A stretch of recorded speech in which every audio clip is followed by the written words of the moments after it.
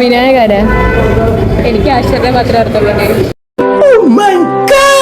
ഒന്നല്ല രണ്ടല്ല മൂന്നാമത്തെ തവണയാണ് ഞാൻ വാഴ കാണാൻ പോകുന്നത്. ഇതിപ്പോൾ സോനയുടെ കൂടെ ആയിരുന്നു. ഈ വാഴയാണെങ്കിൽ ഇതുവരെ വാഴ കണ്ടതുമില്ലായിരുന്നു. അതിന് അവളെ കുറ്റം പറയാൻ പറ്റില്ല.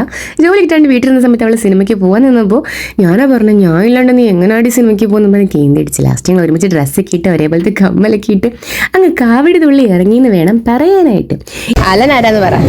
വേറെ പേരുള്ളതാരാ? അജിനാരാ? രണ്ടിനെയും കണ്ട അലന്റെ കൂട്ടുന്നത്. അലന്റെ പേര് വരുന്ന കൂട്ടുള്ള ആൾക്കാർ എനിക്ക് ആശ്ചര്യം മാത്രമേ അർത്ഥമുള്ളൂ.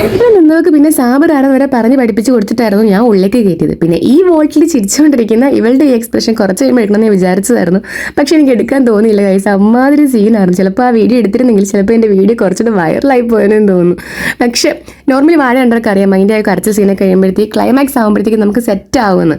പക്ഷേ ആ ക്ലൈമാക്സ് സീനിലും ഇവിടെ എടുത്തി കരഞ്ഞ് ആകെ സീനാക്കിക്കൊണ്ടിരിക്കുകയായിരുന്നു. കബൂറായിരുന്നു എന്ന് പറയാൻ വേണമെങ്കിൽ. എനിവേ മൂന്നാമത്തെ പോക്കിൽ ഞാൻ കുറച്ച് ഇറങ്ങിപ്പോയി. എങ്കിലും ഇവളെ ഓക്കെ ആക്കാനായിട്ട്